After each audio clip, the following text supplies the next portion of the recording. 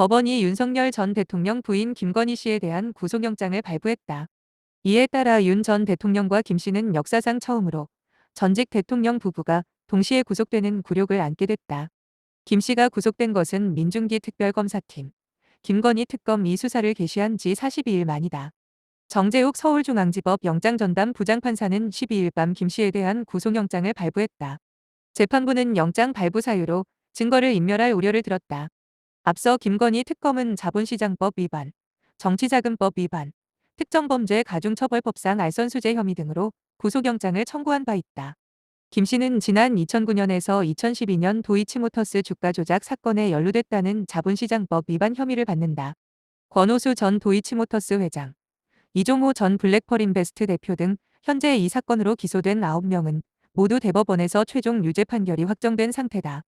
또 김 씨는 윤 대통령 당선 이후인 2022년 재보궐선거, 2024년 국회의원 선거, 총선 등에서 국민의힘 공천에 개입했다는 정치자금법 위반 혐의도 있다.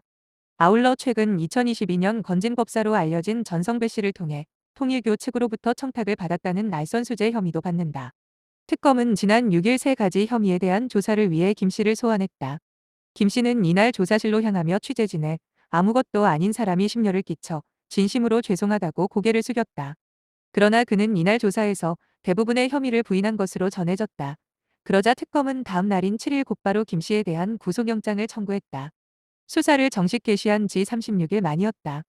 당초 특검이 세 가지 의혹에 더해 삼부토건 주가 조작 의혹, 양평고속도로 노선 변경 의혹, 양평공흥지구 개발 특혜 혐의 등에 대한 사실조사를 위해 추가로 김 씨를 소환할 수 있다는 전망도 나왔지만 특검팀은 곧바로 김 씨의 신병 확보에 나서는 전략을 선택한 것으로 풀이됐다. 특검팀은 이날 열린 영장실질심사, 구속 전 피의자 신문에서도 재판부의 증거인멸 우려를 제기하며 구속의 필요성을 강조한 것으로 전해졌다. 구속영장이 발부됨에 따라 영장실질심사를 마친 뒤 서울 남부구치소로 이동해 대기 중이던 김 씨는 미결 수용자 신분으로 즉시 수용 절차를 밟는다.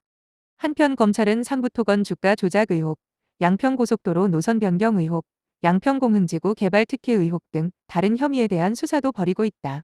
특히 특검은 이날 오후 인천국제공항에서 김건희 씨 일가의 집사로 지목된 김혜성 씨를 체포해 조사실로 압송하기도 했다. 김건희 씨 일가의 자금 흐름이나 재산 축적 과정을 잘 알고 있는 것으로 추정되는 인물인 김혜성 씨는 윤 전 대통령이 파면된 지난 4월 갑작스레 베트남으로 출국한 바 있다. 이후 김혜성 씨는 변호인을 통해 배우자의 출국 금지를 풀면 출석하겠다는 의사를 내비쳤지만 특검은 이를 수용하지 않았고 결국 이날 특검으로부터 강제 구인됐다.